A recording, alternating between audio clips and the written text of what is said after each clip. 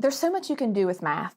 I just feel like I'm not just drawn to just a textbook. Like I can do things outside the textbook. We can go outside and do things. It's real world.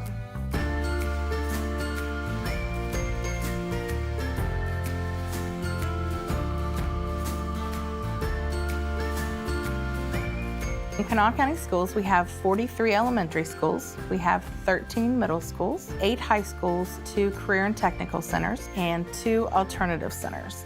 Well, the community is very diverse. We have students from all the socioeconomic levels in life, and just a great environment to learn in. It's an interesting journey, math is, because a lot of people are a little bit frightened of it, and you get people that say, well, I'm not a math person. I have students who are eager about math and students who are not eager about math. Math is a very challenging subject to teach, but I try to teach all students that they love math, whether they haven't discovered it yet, but they love math. My favorite subject is math because my teacher is really fun and she makes us do this program called Imagine Math.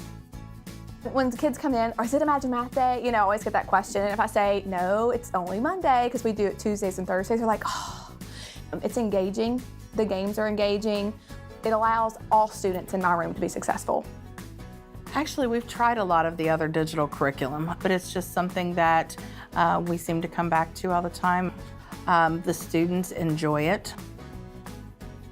Imagine Math has actually helped a lot. It gives you like the basic knowledge of what you're doing, and then when your teacher moves on, no matter what you do, Imagine Math might have already taught you how to do it, so then you kind of have the basics already. Oftentimes as educators we assume that kids got it just because we taught them, when in reality it could have been over their head. Imagine Math and the data that it provides us with allows us to know for sure. We've worked with Imagine Math for a very long time to try and supplement some of the diverse status in our county. We knew that it was working and it was something that we could use as a supplemental program in our middle schools. So if a student fails a lesson on Imagine Math, it might realize that, hey, they're struggling with that skill from the 6th grade. So it might bump them back down to 6th grade, re-give them that lesson on 1-step equations, and then say, okay, they passed it, let's move them up to 2-step equations, and then they move them into like the 8th grade standard of distributing or multi-step equations and so on. This year, I've used it as a remediation tool as well.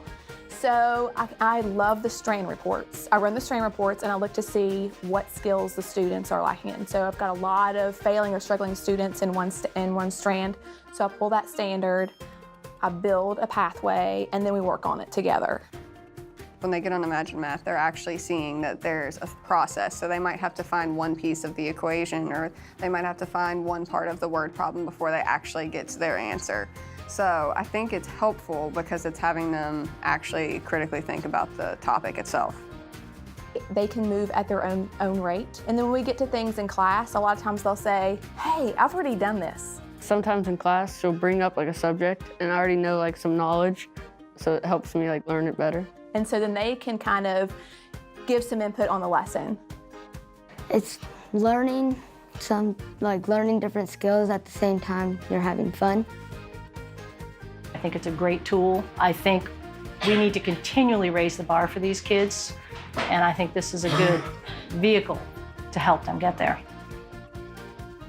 Math is all about us. We're all about math. Math is in everything that we do every day. From the moment we wake up in the morning until we go to bed at night, we're going to use some type of math. So I know they love it. Some just haven't discovered it yet.